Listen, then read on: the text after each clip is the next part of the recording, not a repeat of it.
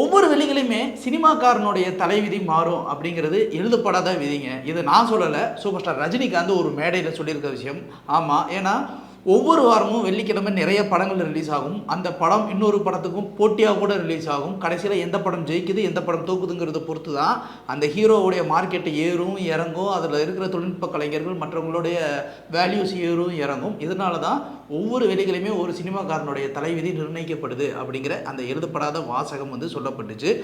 அந்த வகையில் பார்த்தீங்கன்னு வச்சுக்கோங்களேன், தமிழ் சினிமாவில் நீங்கள் சூப்பர் ஸ்டார் 2 பேர் மோதி நம்ம நிறைய படங்களை பார்த்துருப்போம்.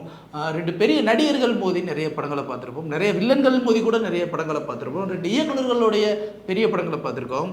ஆனால் எனக்கு தெரிஞ்சு இதுதான் வரலாற்றில் முதல் முறையாக 3 முக்கியமான நகைச்சுவை நடிகர்கள், அதாவது காமெடியன்ஸ் சேர்ந்து ஒரு போட்டியாக ஒரு படம் ரிலீஸ் ஆகுது அப்படின்னா அது இந்த மே மாதம் 16ஆம் தேதி தான். அது வேறு ஒன்றுமே இல்லை. சூரி நடிக்கும் மாமன், யோகி பாபு நடிக்கும் ஜோரா கையை தட்டுங்க, சந்தானம் நடிக்கும் டிடி நெக்ஸ்ட் லெவல். இந்த 3 படத்தை தான் மொத்தமாக அன்றைக்கி பார்க்க போகிறோம். காமெடி படம் அப்படின்னும் போதே இந்த 3 பேருக்குமே ஒரு காமெடி படம் வந்துச்சுனாலே இந்த ஆட்களை ஆட்டோமேட்டிக்காப்பா முதல்ல இருக்கிற எல்லாத்தையும் அப்படி தோரமாக வச்சுட்டு ஒரு காமெடி படத்துக்கு போய் உட்காந்து என்ஜாய் பண்ணிட்டுப்பா, அப்போ தான் ஃபேமிலியோட கொஞ்சம் சிரித்து இருக்கிற டிப்ரெஷனை குறைக்கலாம் அப்படின்னும். இப்போ 3 பேரோட படம் வருது. ஆத்தாடி அன்றைக்கி ஒரு நாள் ஃபுல்லாக சிரிச்சே விழுந்து செத்துருவாங்க இல்லையடா அப்படின்னாலும் நமக்கும் தோணும். எங்களுக்கு அப்படி தான் தோணுச்சு.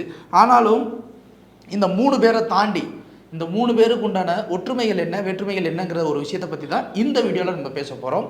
அதில் முதல் ஒற்றுமை என்ன அப்படின்னா 3 பேர் காமெடியன்கள் எல்லாங்கிறது தெரிஞ்ச ஒரு விஷயம் தான்.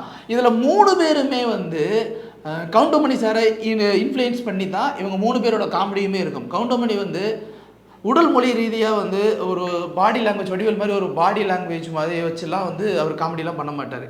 அவருக்கு பெரிய அசெட் என்ன தெரியுமா, அந்த வாய் தான். இது என்ன வாய்டா, என்ன வாய், தோல் வாய்னு தெரியுமா, அந்த வாயை வச்சு அவர் கவுண்டர் கொடுத்து காமெடி பண்ணி ஒரு மிகப்பெரிய லெஜெண்டாக இன்னமும் உலா வந்துக்கிட்டு இருக்காரு. பல இன்ஃப்ளூயன்சர்ஸோட மிமின்ஸில் எல்லாத்துலேயுமே இன்னமும் அவர் தான் இருக்கார். அப்படிப்பட்ட கவுண்டமணி அவர்களுடைய மிகப்பெரிய இன்ஸ்பிரேஷன்ஸ் தான் இந்த சந்தானம், சூரி அண்ட் யோகி பாபு. பட் இவங்க எதில் வித்தியாசப்படுறாங்க அப்படின்னு பார்த்தீங்கன்னா, சந்தானத்தோடைய காமெடி எல்லாமே லிட்ரலாக கவுண்டமணியோடைய நக்கலு நையாண்டியை வச்சு தான் அவர் பண்ணுவார். ஆனாலும் சந்தானம் அவருக்கு ஃபேவரேட்டான அவர் சென்னை ஸ்லாங்கை அழகாக நச்சுன்னு எல்லாருக்கும் புரிகிற மாதிரி பேசுவார். வேறு யாருமே அந்த அளவுக்கு சென்னை ஸ்லாங்கை ஃப்ளூயண்ட்டாகவும் அதே சமயம் காமெடியாகவும் அதே மாதிரி தர லோக்கலாகவும் இல்லாமல் பேச முடியுமா அப்படின்னா தமிழ் சினிமாவில் ரொம்ப குறைவு. ஸோ அந்த இடத்துல தான் சந்தானம் தனியாக நின்னார், ஜெயிச்சார். 12 வருஷத்துக்கு அப்புறம் ரிலீஸ் ஆன மதகஜராஜா ஹிட் ஆச்சுன்னா அதுக்கு காரணமே சந்தானம் தான் அப்படிங்கிற அளவுக்கு ஒன்று நடந்துச்சு.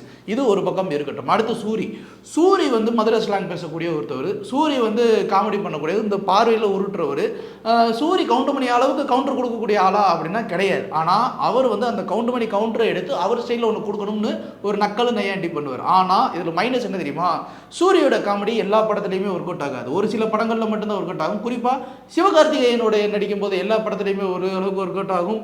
மற்றபடி ஒரு சில இயக்குநர்களோட நடிக்கும் போது அவருடைய காமெடி ஒர்க் அவுட் ஆகும். எல்லா இடத்துலையுமே அவருடைய காமெடி பெருசாக ஒர்க் அவுட் ஆகுது. இயக்குனர்னா எழில் சாருடைய படத்தில் காமெடி ஒர்க் அவுட் ஆகும். மற்றபடி பெருசாலாம் எங்கேயுமே சூரியோடைய காமெடி ஒர்க் அவுட் ஆகுது. குறிப்பாக சொல்லணும்னா சாமி ஸ்கொயர் படத்தில் அவர் பண்ணி வச்ச காமெடியை பார்த்தேன்னு வச்சுக்கோங்களேன், நமக்கு கன்றாவியாக இருக்கும். அதனால் அதை ஒரு ஓரம் விட்டுருவோம். அதே மாதிரி நிறைய படங்களை நம்ம கணக்கெடுக்கலாம். இப்போ அஜித்தோடைய வேதாளம் படத்துலையுமே ஒரு காமெடி ஒன்று வச்சுருப்போம், ஆத்தாடி அப்படிங்கிற மாதிரி தான் இருக்கும். ஸோ சூரியை பொறுத்த வரைக்கும் காமெடி அப்படிங்கிறது பெருசாக எல்லாருக்குமே ஈர்க்கக்கூடிய ஒரு விஷயம் கிடையாது. அன்றைய காலகட்டங்களில் காமெடிக்கு ஒரு மிகப்பெரிய பஞ்சம் நிலவும் போது சூரி ஓரளவுக்கு அந்த இடத்த ஃபில் பண்ண முயற்சி பண்ணிக்கிட்டு இருந்தார். இதான் ஒரு உண்மை. இன்னொரு பக்கம் யோகி பாபு அவர் ஆக்சுவலாக பாடி ஷேமிங் பண்ணி தான் கொஞ்சம் பெரிய ஆளானார், பண்ணி மூஞ்சி வாயா அது இதுன்னு. அதுக்கப்புறம் கொஞ்சம் கொஞ்சமாக காமெடி ஸ்பேஸை ஃபில் பண்ணுறதுக்கு ஆள் இல்லை. அவருக்கு தெரிஞ்ச ஸ்டைலில் ஒரு கவுண்டர் கொடுத்தாரு. கோலமாவு கோயிலா படத்தில் வர அந்த ஒரு பாட்டு மூலமாக உலக பிரபலம் அடைஞ்சார். அதுக்கப்புறம் அவருடைய படங்களும் அவருடைய டேஸ்ட்டு வேறு லெவலில் இருந்துச்சு. அதுக்கப்புறம் நிறைய படங்கள் ஹீரோவை நடிக்க ஆரம்பித்தார். கற்றுன்னு கத்தி நம்ம உசுறு எடுத்துட்டார். அதனாலேயே அவருடைய ஹீரோவை நடிக்கிற படங்கள் பெருசாலாம் ஒர்க் அவுட் ஆகாமல் ஒரு சில படங்கள் லைக் மண்டேலா இன்னும் ஒரு சில படங்கள்லாம் ஓரளவு ஒர்க் அவுட் ஆச்சு. மற்றபடி பெருசாலாம் எந்த படங்களும் ஒர்க் அவுட் ஆகலை. ஆனாலும் அவர் ஒரு பக்கம் காமெடி கிட்டத்தட்ட கவுண்டமணியை இமிடேட் பண்ணுற மாதிரி இல்லாமல் அவர் ஒரு ஸ்டைலில் ஒன்று பண்ணிட்டு தான் இருக்கார். ஸோ இந்த 3 பேருடைய லெவல் ஆஃப் காமெடி இப்படி தான்.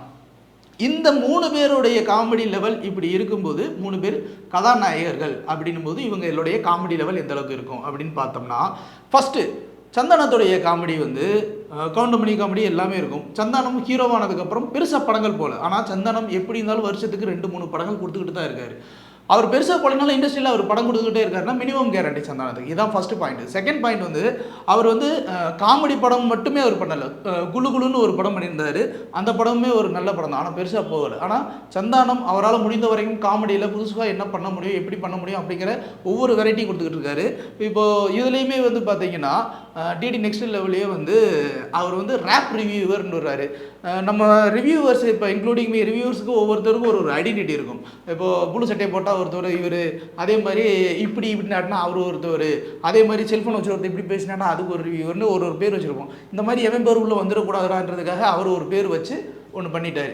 இப்போ இன்னொரு பக்கம் யோகி பாபு வந்து அவருடைய ஹீரோயிசம் வந்து என்னென்னா அவர் வந்து சேஃப் சைடு ட்ராவல் பண்ணிகிட்டு இருக்காரு. என்னென்னா ஒரு பக்கம் நான் காமெடியெலாம் நடிச்சுக்கிறேன்ப்பா, இன்னொரு பக்கம் அதான் நான் நடிச்சுக்கிறப்ப ஏதோ ஒன்று நீ காப்பாற்றி விடணும்ப்பா, பொழப்புப்பா அப்படின்னு சொல்லிட்டு பிஸியாக ஓடிக்கிட்டு இருக்காரு. உண்மையிலே காற்றுள்ள போதே தூற்றிக்கொள் அப்படிங்கிற பழமொழிக்கு இலக்கணமாக வாழ்கிறவர் யோகி பாபு மட்டும்தான். ஆனால் யோகி பாபு இதற்கு முன்னாடி பண்ண படங்களுக்கும் ஜோரா கையத்தட்டுங்க படத்தில் இருக்கிறது ஒரு வித்தியாசம் என்னன்னா, இதில் வந்து அவர் ஒரு மெஜிஷியனாக வர்றாரு, ஒரு மேஜிக் மேனாக வர்றாரு. மேஜிக் மேன் அப்படின்றதையும் தாண்டி அந்த படத்தோட டீசர் ட்ரெய்லர்லாம் நாங்கள் பார்க்கும்போது எங்களுக்கு புரிஞ்ச ஒரு விஷயம் என்னென்னா, அந்த இடத்துல யோகி பாபு வந்து தன்னுடைய ஃபுல் அட்டெம்ப்டை கொடுத்து ஒரு வித்தியாசமான கதையம்சம், அதே மாதிரி ஒரு மெஜிஷியன் அதுக்குள்ளே ஒரு க்ரைம் இருக்குமோ அதை காமெடி எப்படி சொல்கிறாங்களோ அப்படிங்கிற ஒரு விஷயத்தை எனக்கு இதில் நிறைய பார்க்க முடிஞ்சு.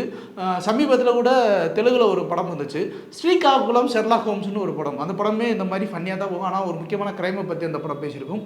கிட்டத்தட்ட யோகி பாபுடைய ஜோரா கையத்தட்டுங்க இந்த மாதிரி ஒரு பேட்டர்னில் இருக்குது. இதுக்கப்புறம் இதுக்கு இடையில மாமன் சூரி வந்து காமெடியாக பெருசாலும் ஒர்க் அவுட் ஆகலை. ஆனாலும் சூரி அப்படிங்கிற ஒரு மிகப்பெரிய கதையின் நாயகன் உருவானதுக்கு வெற்றிமாறன் அப்படிங்கிற ஒரு இயக்குனருக்கு ஒரு பெரும் பங்கு உண்டு. ஸோ அந்த படத்தில் நடித்தார். அதை வந்து இன்னும் அதிகப்படுத்தும் விதமாக கருடன் அப்படிங்கிற அந்த ஒரு படத்தில் வெற்றிமாறனுடைய நண்பரும் அதே மாதிரி உதவி இயக்குனருமாக இருந்த துரை செந்தில்குமார் அந்த படத்தை இயக்குறாரு. இவருக்கு பெரிய சப்போர்ட்டாக நடிகர் சசிகுமார் ஒரு கேரக்டர் ஒன்று பண்ணுறாரு. இன்னொரு பக்கம் மார்க்கோ பட புகழ் உன்னிமுகந்தன் ஒரு கேரக்டர் பண்ணுறாரு. அதனால் சூரியோட கேரக்டர் தனியாக தெரியுது. படம் வேறு லெவல் ஹிட் ஆகுது.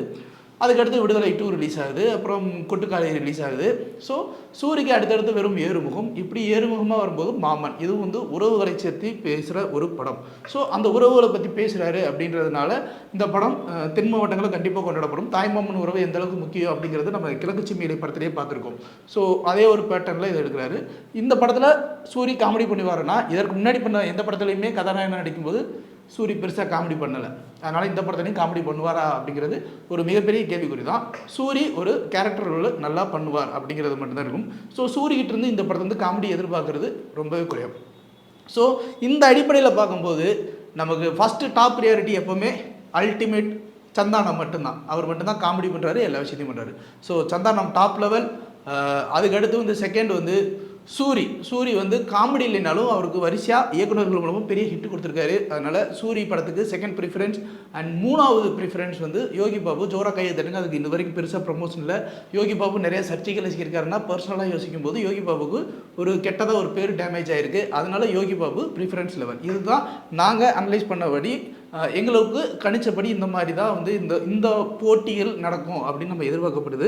இதே மாதிரி உங்களுக்கும் இந்த படம் நல்லா இருக்கும் நல்லா இருக்காது அப்படின்னு ஏதாவது ஒரு ஃபீட்பேக் தோணுச்சு, இல்லை ஏதாவது மாறுபட்ட கருத்துக்கள் இருந்துச்சு அப்படின்னா கீழே கமெண்ட் பாக்ஸில் நீங்கள் கமெண்ட்ஸ்லேயும் போடலாம். அதன் மூலமாக எங்களுக்கு இன்னமும் நிறைய தகவல்கள் கிடைக்கும். அதை வச்சு நாங்கள் அடுத்த வீடியோ பேசுவோம்.